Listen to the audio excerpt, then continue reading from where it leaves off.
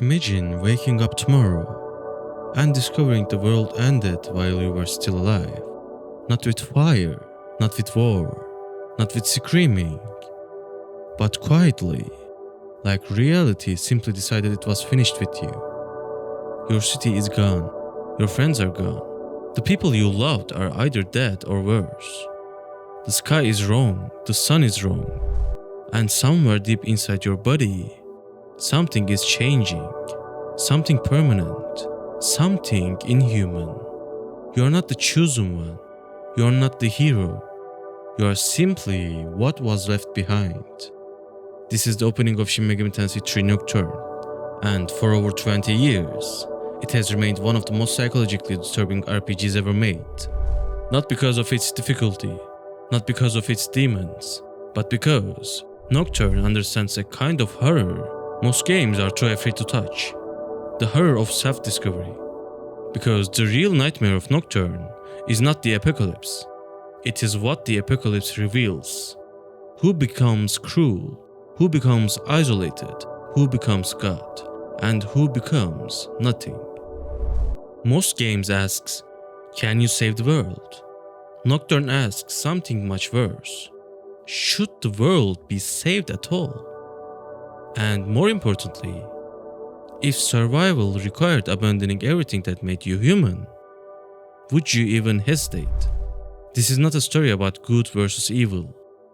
This is a story about identity, about nihilism, about loneliness, about freedom so absolute it becomes terrifying, and about one simple question that sits at the center of the entire game. Who are you when there is nothing left to pretend? Because sometimes the scariest thing in horror is not death, it is clarity.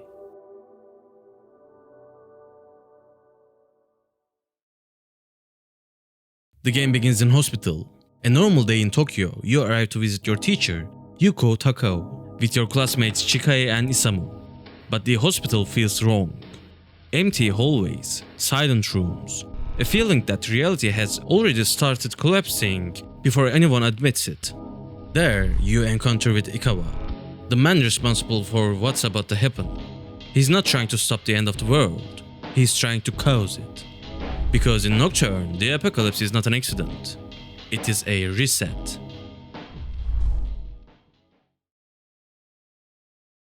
An event called the Conception folds Tokyo into itself, transforming it into the Vortex World, a hollow sphere waiting to be reborn. Humanity is not destroyed by evil, it is discarded, like a failed draft. The old world was not judged, it was simply no longer useful. And then Lucifer appears, not as a monster, but as a child, calm, certain. He places a megatama, a parasitic being, inside your body. It crawls into you, it rewrites you, and you become the demi-fiend, half human, half demon. Most RPGs treat transformation like an empowerment. You become stronger, special, important. But Nocturne treat it like a funeral. Because the moment you survive, you lose something. Your humanity becomes negotiable. And that is where the real horror begins. The Vortex world is not just post-apocalyptic Tokyo. It is a psychological landscape.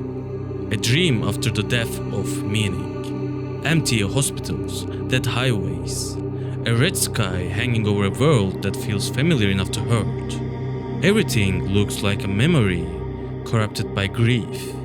This is why Nocturne feels like a nightmare, because nightmares are never completely alien. They are familiar things made spiritually wrong. And everyone inside it, world begins to reveal who they really are. Not because the apocalypse changed them, but because it removed the lies. This is the genius of Nocturne. The apocalypse is not destruction, it is revelation. Chikae, Isamu, and Hikawa do not become monsters. They become honest, and honesty is terrifying.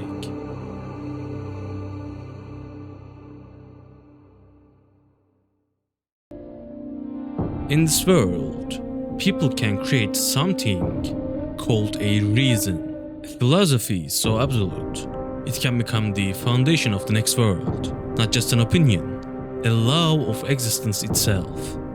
Chikai chooses Yosuga, a world where only the strong deserve to exist.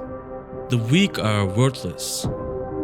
At first, it sounds like cartoon villain logic, until you realize how human it is.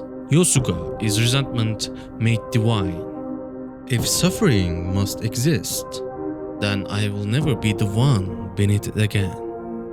Chikai does not become cruel because she is evil. She becomes cruel because power feels safer than vulnerability. Then there is Isamu. His reason is Musubi, a world where every soul exists completely alone. No dependence, no connection, no betrayal. Perfect isolation. It sounds peaceful until you understand what it really is. Musubi is loneliness mistaken from freedom. It is depression turned into philosophy. When trust becomes impossible, solitude starts to feel like salvation.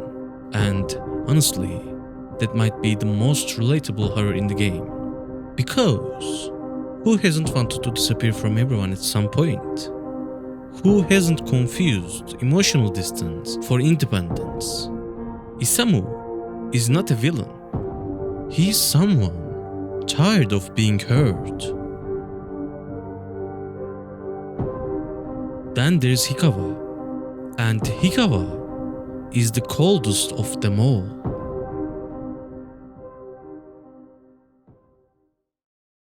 Hikawa's reason is Shijima, a world of perfect stillness. No chaos, no ego, no individual desire, no suffering. At first, it sounds almost enlightened, until you realize what he is really asking for. Not peace, absence. A world so controlled that personhood itself disappears. That is not utopia.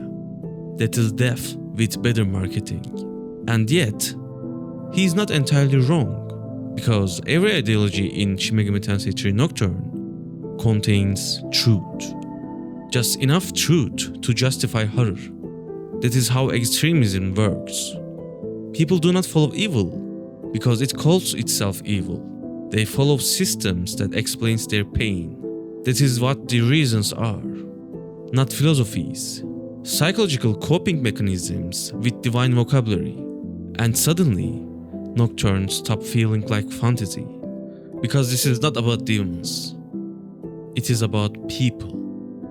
People who worship power because weakness terrified them. People who worship solitude because intimacy wounded them. People who worship control because uncertainty broke them. The supernatural is just decoration.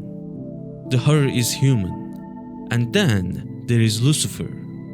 In most stories, Lucifer is temptation. In Nocturne, he feels like clarity. He does not lie. He does not pretend morality is simple. He simply tells you the truth.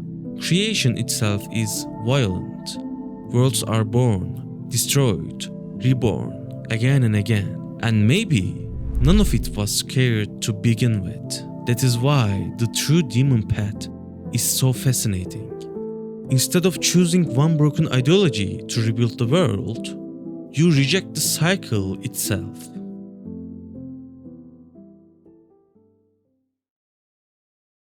You descend through the labyrinth of Amala, gather the candelabra, and eventually destroy Kagutsuchi, the force maintaining the cycle of death and rebirth, before facing Lucifer himself.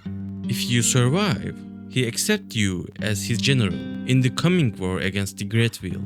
This is not the good ending, it is salvation, it is rebellion, the refusal to inherit a broken system.